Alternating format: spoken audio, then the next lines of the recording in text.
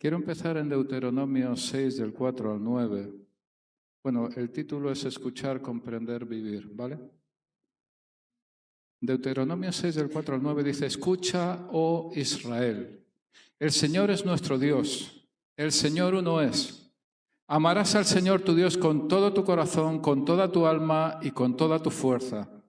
Y estas palabras que yo te mando hoy estarán sobre tu corazón.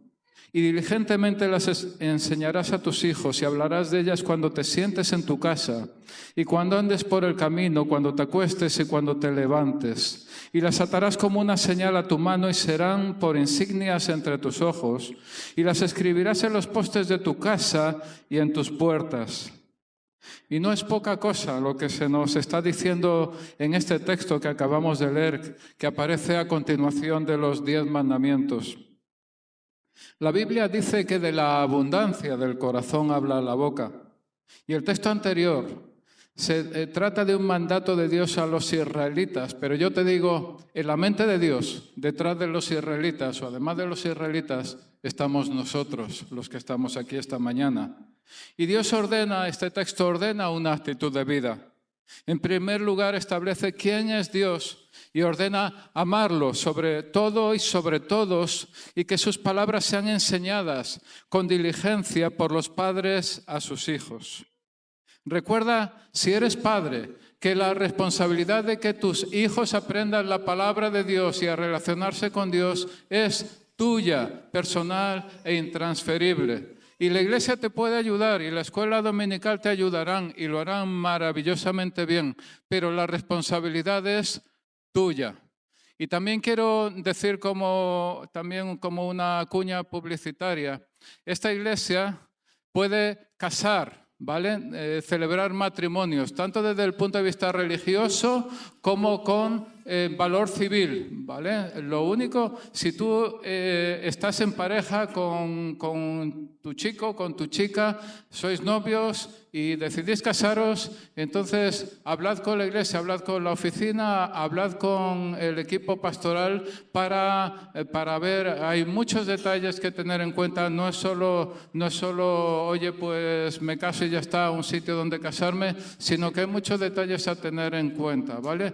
Eso quiero decirlo y que ahí quede, ¿vale? Bien, entonces el texto que hemos visto ahora es que la palabra viene a decir que la palabra de Dios siempre esté en boca de los israelitas, de día y de noche, dentro y fuera de casa, y que cada uno fije recordatorios de esas palabras. Y cita, para esos recordatorios, cita la pantalla de tu ordenador y de tu teléfono móvil, y cita la puerta de tu frigorífico, y cita el espejo de tu cuarto de baño y todos los sitios que a ti se te ocurran, ¿vale? Aún así, quizá podríamos pensar en alguna persona religiosa hueca, como era el caso de los escribas y los fariseos. Jesús en Mateo los llama hipócritas y los compara a sepulcros blanqueados, por fuera bonitos, pero por dentro llenos de corrupción. Es decir, yo por defecto, ¿vale? Cuando yo le pregunto a alguien, ¿cómo estás? Y me contestan, bendecido, la gloria de Dios, y vamos, sobre todo y sobre todos y tal, yo inmediatamente empiezo a sospechar, porque no parece, sí, ya entiendo que hablas por fe, pero que no parece la vida real tampoco, ¿no? Bueno, en fin, podemos hablar tú y yo en privado sobre estas cosas. Lo que no tiene vuelta de hoja es la proclamación de Jesús en Juan 7, 37 al 39, a pantalla, que dice: y en el último día, el gran día de la fiesta, Jesús puesto en pie exclamó en alta voz diciendo: si alguno tiene sed, que venga a mí y beba. El que crea en mí, como ha dicho la Escritura, de lo más profundo de su ser brotarán ríos de agua viva. Pero él decía esto del Espíritu, que los que habían creído en él habían de recibir, porque el Espíritu no había sido dado todavía, pues Jesús aún no había sido glorificado. Un principio clave de interpretación bíblica es que la Biblia es consistente consigo misma. Por tanto, el plan de Dios expresado en Deuteronomio debe concordar con el plan de Dios expresado en Juan. Es decir, esas palabras que Él manda que tienes que meditar, enseñar y hablar deben brotar de lo más profundo de tu interior. De hecho, Deuteronomio dice de sobre tu corazón, como ríos de agua viva. El agua viva que brotará del interior de los que creen en Jesús requiere una fuente limpia, no contaminada y viva.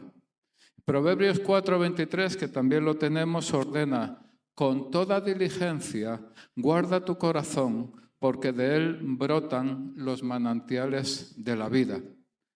Pero si permitimos basura y toxicidad en nuestra vida, por mucho que digamos que creemos en Cristo, esos manantiales no van a brotar. Como cristianos no queremos ser raros, ¿vale? Y por eso a veces tenemos conversaciones y pensamientos tóxicos que tienen un doble efecto. Por un lado, nuestra mente se llena de basura y por otro, no deja espacio para la palabra y la obra de Dios. Las malas hierbas asfixian a las buenas plantas. Una frase muy conocida: sin jardinero no hay jardín. Sin jardinero no hay jardín. Así es en nuestra vida y en esto que tenemos aquí detrás. El que cree en mí, dice Jesús. La palabra creer es una de esas que tienen diferentes significados según quién, cuándo y cómo las utilice. Santiago 2, 19, 20 afirma: ¿tú crees que Dios es uno? No está preguntando. ¿Tú crees que Dios es uno? Haces bien. También los demonios creen y tiemblan. Pero ¿estás dispuesto a admitir, oh hombre vano, que la fe sin obras es estéril? El comentario bíblico Beacon, y cito textualmente, dice: la fe sola, en el sentido de reconocer a Dios sin responder a Él en acción obediente, es una religión que aún los demonios pueden tener. Y lo he citado textualmente para que nadie piense que es una interpretación mía, ¿vale? Los cristianos a veces olvidamos que somos un pueblo diferente, peregrinos en esta tierra, camino de la patria celestial, y que en el momento en que entregamos nuestra vida a Jesucristo, las leyes que nos obligan, antes que las humanas, son las del reino. Ordenanzas como la que aparece en Marcos 16, del 15 al 18, a pantalla, y les dijo, está hablando de Jesús: id por todo el mundo y predicad el evangelio a toda criatura. El que crea y sea bautizado será salvo, pero el que no crea será condenado. Y estas señales acompañarán a los que han creído. En mi nombre echarán fuera demonios, hablarán en nuevas lenguas, tomarán serpientes en las manos, y aunque beban algo mortífero, no les hará daño. Sobre los enfermos pondrán las manos y se pondrán bien. ¿Vale? Esta es la palabra de Dios y yo lo cito textualmente. Eso no justifica que hagas el tonto y que cojas una serpiente a las bravas, ¿vale? Pero no justifica. Hacer el tonto no entra dentro de los márgenes de la Biblia. Pero lo que está diciendo aquí es que si esto pasa, no habrá problema por fe, ¿vale? Pero sin hacer el tonto. Casiodoro de Reina, que lo tenemos en diapositiva, el traductor de la primera Biblia completa publicada en español, que fue en 1569 y se llamó La Biblia del Oso, escribió en su prólogo: intolerable cosa es a Satanás, padre de mentira y autor de tinieblas, cristiano lector, que la verdad de Dios y su luz se manifiesta en el mundo, porque por este solo camino es deshecho su engaño. Se desvanecen sus tinieblas y se descubre toda la vanidad sobre que su reino es fundado, de donde luego está cierta su ruina. Y los míseros hombres que tiene ligados en muerte con prisiones de ignorancia, enseñados con la divina luz, se les salen de su prisión a vida eterna y a libertad de hijos de Dios. Cipriano de Valera, que también lo tenemos en diapositiva, publicó una primera revisión de esa Biblia, llamada Biblia del Cántaro, en 1602, apenas 3 años antes de la publicación del Quijote. Esa primera Biblia revisada es la primera versión Reina Valera. Que fuera publicado en 1602 y 3 años después el Quijote habla de la ebullición del idioma español o castellano en aquel tiempo. La literatura que se estaba desarrollando en España en aquel tiempo era espectacular y el desarrollo del idioma era tremendo. Pues dice Cipriano de Valera en el prólogo de su tradición de la institución de la religión cristiana de Calvino: abrid pues los ojos, oh españoles, y dejando a los que os engañan, obedeced a Cristo y a su palabra. Oíd a aquel que no puede mentir, seguid a aquel que no puede errar, para que el nombre del Señor sea santificado en nuestra España. Nuestros adversarios directamente contradicen a Jesucristo, que enseña muy expresamente en el Evangelio la ignorancia ser causa y madre de errores, diciendo a los saduceos: erráis, ignorando las Escrituras y la potencia de Dios. Y yo quiero centrarme en esta afirmación de Cipriano de Valera: la ignorancia, causa y madre de errores. Erráis ignorando las Escrituras y el poder de Dios. En la versión de las Américas, Mateo 22, 29 afirma: estáis equivocados por no comprender las Escrituras ni el poder de Dios. Quiero recordar el título de la palabra de ahora: escuchar, comprender, vivir. Escuchar porque no todo lo escuchamos. Comprender porque no todo lo que escuchamos comprendemos. Vivir porque hay que diferenciar entre vivir y ser vividos. Probablemente, si tú piensas, te puedes dar cuenta de que en algunas ocasiones, más que vivir, estás siendo vivido. Vivido por gente, vivido por circunstancias, y eso probablemente no es lo que tú quieres, ¿no? Resulta que hay personas que leen la Biblia de forma aleatoria. Podemos decir que la escuchan, pero difícilmente la comprenden. Hoy la abren por un sitio y mañana por otro diferente, y de esta manera es imposible conseguir una visión adecuada de la Escritura. Es mucho mejor leerla y aprenderla de forma organizada, tomando las anotaciones necesarias en cualquier soporte que consideremos adecuado, incluido la Biblia. Es decir, pasa algo si yo tomo notas en bolígrafo. Esto es una Biblia, ¿vale? Pasa algo si yo tomo notas en bolígrafo, en rotulador, o lo marco aquí en mi propia Biblia.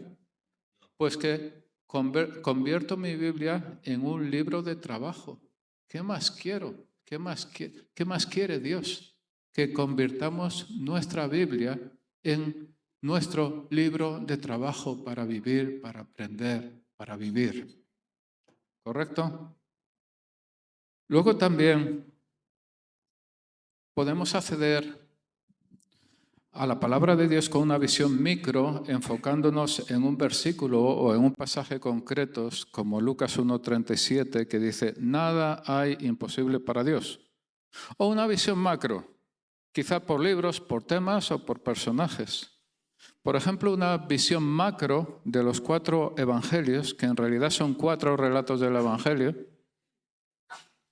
Podemos verlo así: Mateo se dirige a los judíos y presenta a Jesús como su Mesías. Por eso es el que más cita el Antiguo Testamento. Comienza con la genealogía de Abraham y en él encontramos el Sermón del Monte. Marcos es el evangelio más corto y dinámico. Escribe para los romanos. Empieza con el ministerio de Juan el Bautista y las profecías relacionadas con Juan el Bautista. Lucas escribe para los conversos no judíos. Comienza con el anuncio del nacimiento de Juan el Bautista. Juan comienza también en Génesis, con Dios mismo. Presenta a Jesús como Salvador personal, siendo su objetivo central probar su divinidad. La palabra creer en el Evangelio de Juan aparece casi 100 veces y él añade la segunda venida de Cristo. Y quizá pienses que entonces con leer el Evangelio de Juan tendríamos suficiente. Pero ¿sabes que en Juan no hay parábolas y tampoco aparece la palabra arrepentirse o arrepentimiento? ¿Sabes que Mateo no habla de la ascensión de Jesús? ¿Sabes que el enlace con el libro de Hechos de los Apóstoles está en Lucas? ¿Sabes que los relatos que leemos siempre sobre Navidad están en Mateo y en Lucas? ¿Te das cuenta de por qué es necesario leer con atención los 4 evangelios? Pero no basta con los evangelios. Yo no sabría interpretar de la mejor manera la conversación de Jesús con Nicodemo al principio del Evangelio de Juan, diciéndole, cuando Jesús le estaba diciendo que es necesario nacer de nuevo, si no aprendo del apóstol Pablo, en Romanos 10, 9 al 10, que si confiesas con tu boca a Jesús por Señor y crees en tu corazón que Dios le resucitó de entre los muertos, serás salvo. Porque con el corazón se cree para justicia y con la boca se confiesa para salvación. Y luego llega Santiago y me dice que demuestre mi fe por mis obras, porque digo, creo, yo creo, y Santiago dice, demuéstramelo, ¿vale? Pero a veces fracaso y me encuentro, como dice Pablo, miserable de mí en medio de mi fracaso. Y llega Juan a nuestro rescate y dice, si alguno peca, tenemos abogado a Jesucristo. O de nuevo Pablo, que dice, no hay condenación para los que no andan conforme a la carne, sino conforme al Espíritu, dejando claro que con Dios no se juega, porque Hebreos 10:31 dice, horrenda cosa es caer en las manos del Dios vivo. Eso quiere decir que, por supuesto que Dios perdona en el nombre de Jesucristo. Por supuesto que la sangre de Jesús es suficiente y sobra para perdonar todos nuestros pecados, todos. Pero con Dios no se juega. Ahora caigo y Dios me perdona y sigo adelante. Y vuelvo a caer en la misma historia y Dios me perdona y sigo adelante. Y luego vuelvo a caer en lo mismo y Dios me perdona y sigo adelante. Amigo, eso tiene un límite. La palabra de Dios te dice, horrenda cosa es caer en las manos del Dios vivo. Eso quiere decir que en esta sociedad relativista y relativizada, habría tantas cosas que yo habría incluido en esta predicación que me lo he dejado en apuntes porque simplemente no caben. En esta sociedad relativista y relativizada, en que da lo mismo con quién te acuestes y da lo mismo que cómo actúes en tu vida, la palabra de Dios, querido amigo, si tú has entregado tu vida a Jesucristo, es horrenda cosa es caer en las manos del Dios vivo. Con Dios no se juega, no hacemos el tonto con Dios. Espero que esto se entienda. Entonces puedes pensar que sí, que tienes que conocer el Nuevo Testamento, pero no el Antiguo Testamento. He argumentado sobre los Evangelios y he argumentado sobre el Nuevo Testamento y ahora voy a argumentar sobre el Antiguo Testamento. En el contexto del arresto de Jesús en Juan 18, 4 al 6, leemos, Jesús, pues sabiendo todo lo que le iba a sobrevenir, salió y les dijo, ¿a quién buscáis? Ellos le respondieron, a Jesús el Nazareno. Él les dijo, yo soy. Y Judas, el que le entregaba, estaba con ellos. Y cuando él les dijo, yo soy, retrocedieron y cayeron a tierra. Pensad que los evangelios, en unas cuantas hojas, relatan los acontecimientos y enseñanzas más relevantes de la vida de Jesús. Lo que quiere decir que cualquier detalle que ahí aparezca debemos considerarlo con sumo cuidado. El Evangelio de Juan tiene en español cerca de 19.100 palabras en español. Y en el último capítulo se dice, en Juan 21-25, hay también muchas otras cosas que Jesús hizo que si se escribieran en detalle, pienso que ni aún el mundo mismo podría contener los libros que se escribirían. Por tanto, ese detalle de que los que iban a detener a Jesús retrocedieron y cayeron a tierra cuando Él dijo, yo soy, es importante, más aún, muy importante. De hecho, predicaciones habituales, por ejemplo, son los yo soy de Jesús en el Evangelio de Juan, ¿vale? Cada uno tiene esos yo soy que no aparecen en los otros evangelios, pero sí aparecen en el de Juan. Pero en el Evangelio de Juan no aparece arrepentirse, arrepentimiento. Luego no puedes depender de un único evangelio, no puedes depender de 2 ni de 3, tienes que coger los 4, querido amigo. Eso quiero transmitir. No solo tienes que coger los 4 evangelios, tienes que coger el Nuevo Testamento. Y te digo, no solo tienes que coger el Nuevo Testamento, tienes que coger el Antiguo Testamento porque tienes que coger la palabra de Dios completa, viva y eficaz, más cortante que toda espada de 2 filos, que es capaz de partir el alma y el espíritu, separar lo que vale delante de Dios de lo que no vale. Entonces, yo soy, es parte del nombre de Dios revelado a Moisés. En Éxodo 3, 13 al 15 leemos, entonces dijo Moisés a Dios. El contexto es que los israelitas en ese momento están oprimidos en Egipto.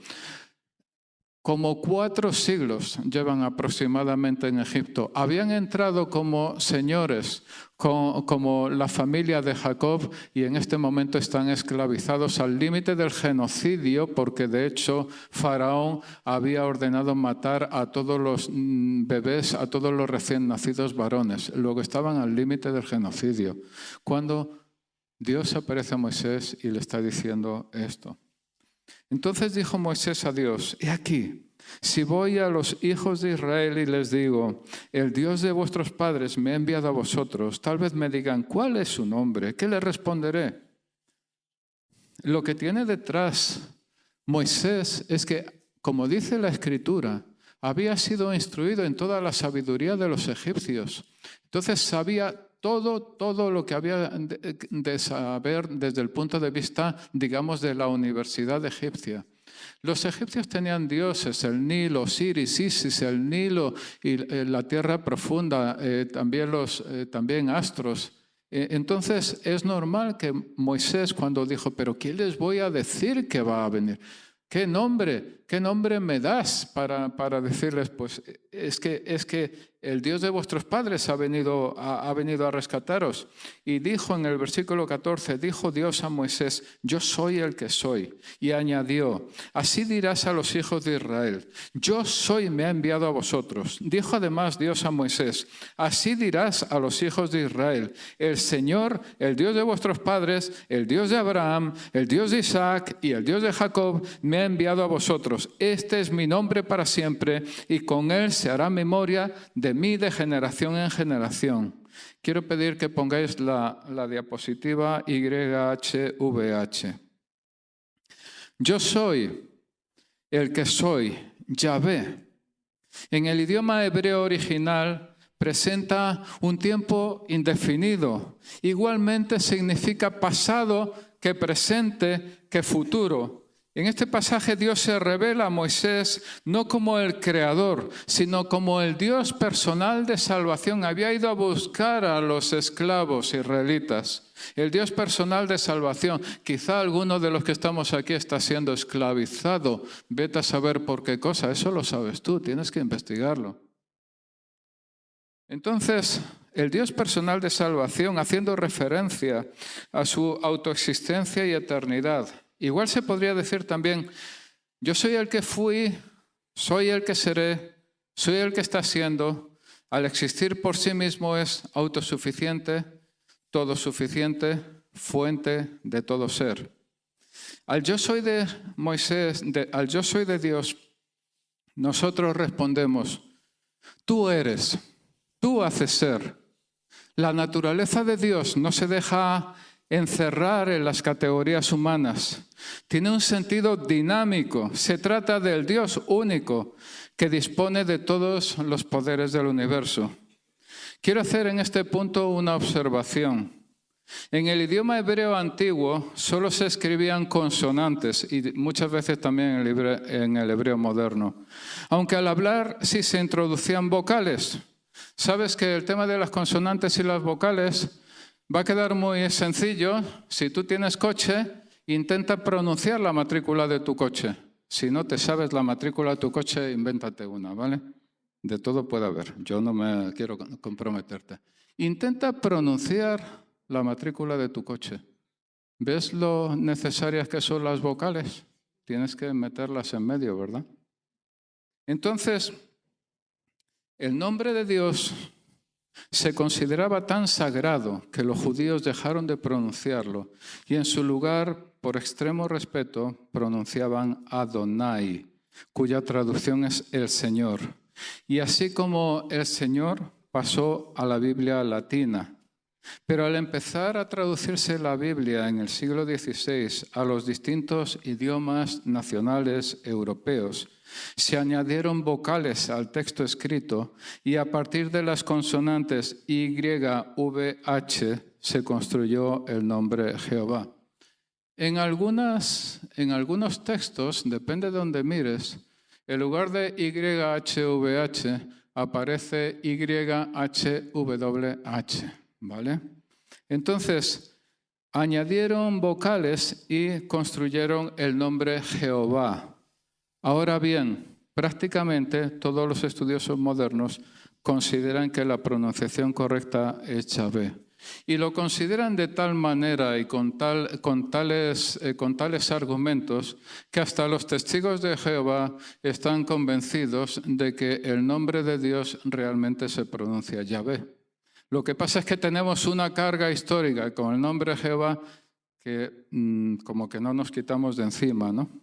Cada vez más traducciones evangélicas de la Biblia, en lugar de Jehová, escriben el Señor. Pero no se trata de respeto en este caso, como hacían los hebreos, sino por no querer entrar en el debate del nombre de Dios. El problema al hacerlo así es que perdemos significado. Es bueno hablar del Señor, el Señor.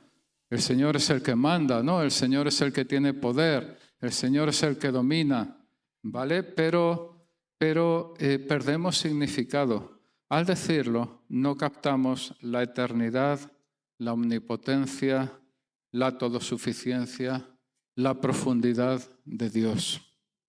Y ahora podemos entender el motivo por el que cuando Jesús se identificó a sí mismo ante los soldados que iban a detenerlo, como yo soy, ellos inmediatamente retrocedieron y cayeron, porque estaban ante la presencia del Rey de Reyes y del Señor de Señores.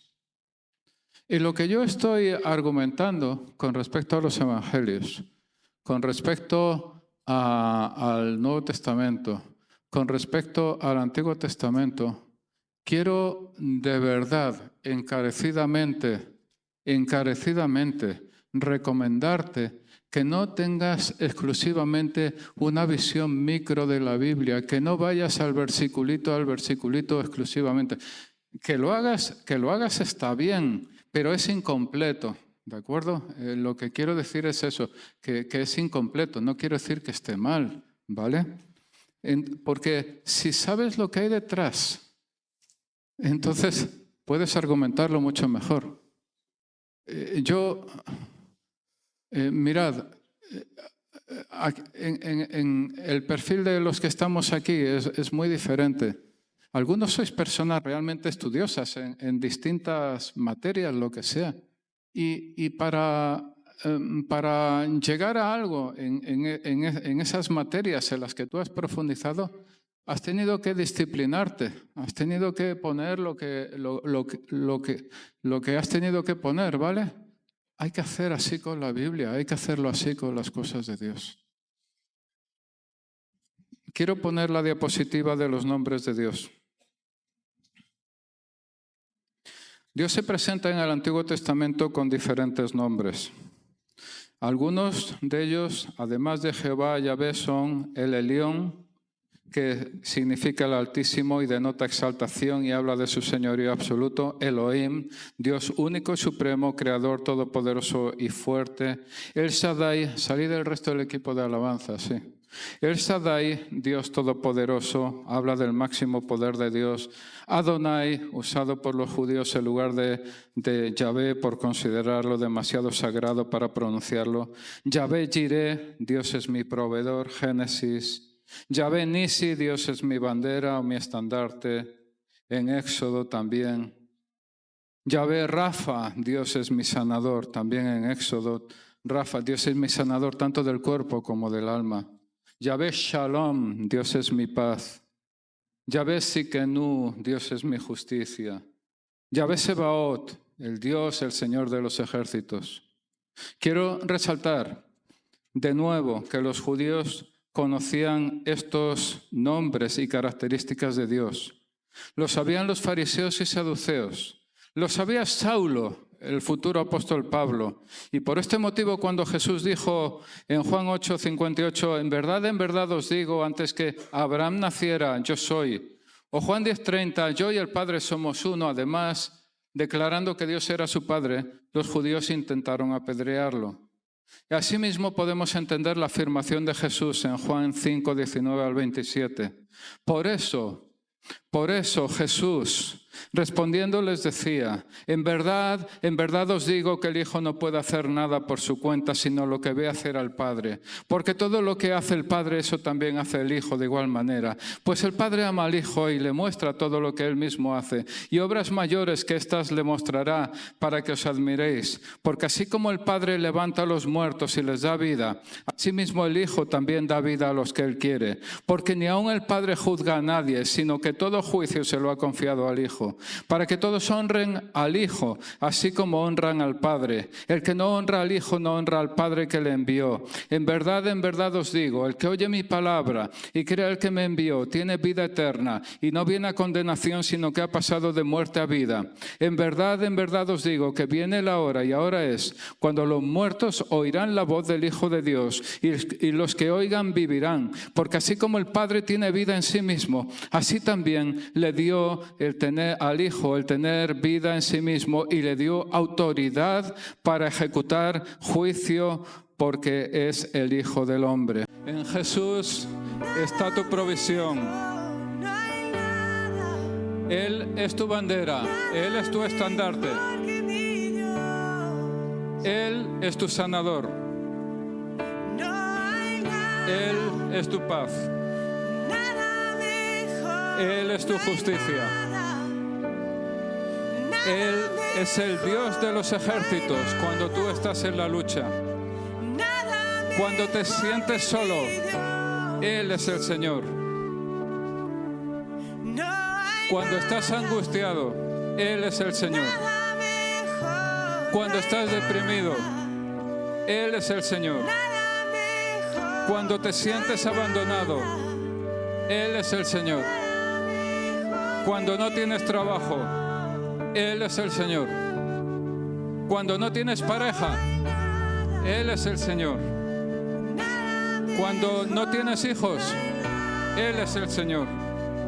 Cuando no encuentras sentido a tu vida, Él es el Señor. Cuando estás desesperado, Él es el Señor. Cuando te das asco a ti mismo, Él es el Señor. Cuando estás pensando en suicidarte o en abortar, Él es el Señor. Jesús, te alabamos, te damos gracias y te bendecimos y te glorificamos.